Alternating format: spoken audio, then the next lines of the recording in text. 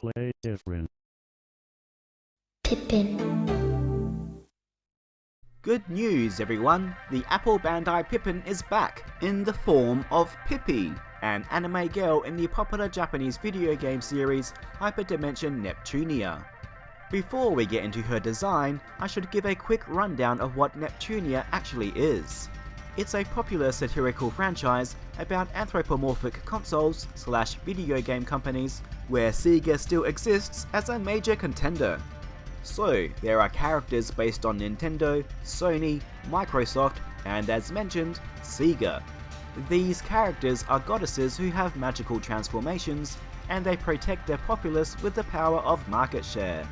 So yes, it's a very silly series.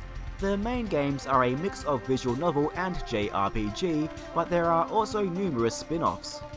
The game we're looking at is Neptunia Game Maker R Evolution, which is an action RPG spin-off since the main games tend to be more, but not entirely, turn-based.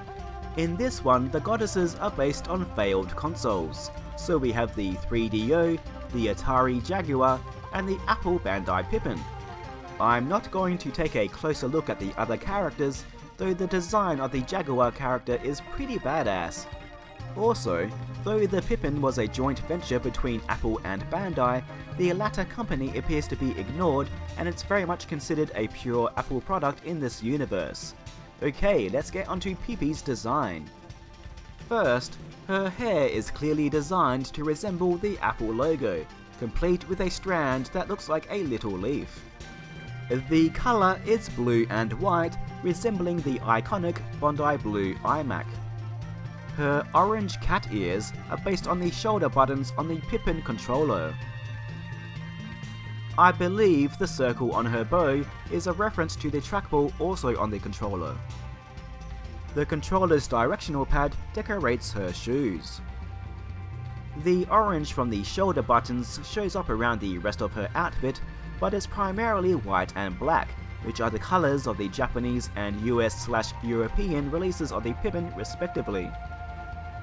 There are also grey circles here and there that resemble the buttons on the main Pippin console, though that may just be a coincidence. I also feel like the pockets on the skirt are a reference to something, but I can't put my finger on it. Then we have her transformed appearance. The halo and wings are a part of every girl's transformation design, so I don't think there is anything going on there, and they all have the power button symbol in their eyes too. So what's unique about her?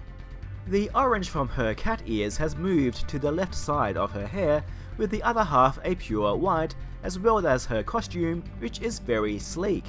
I believe this is a reference to the sleek and white design of certain Apple products, such as the original iPod.